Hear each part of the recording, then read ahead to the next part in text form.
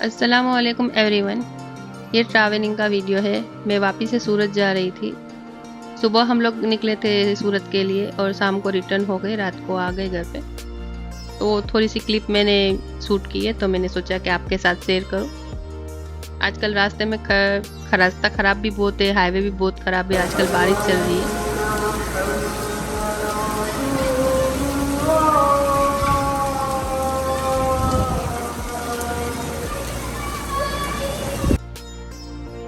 वो मेरी सास के घर था, ये मेरी मम्मी का घर है। यहाँ से बाहर से ब्रिज दिखता है।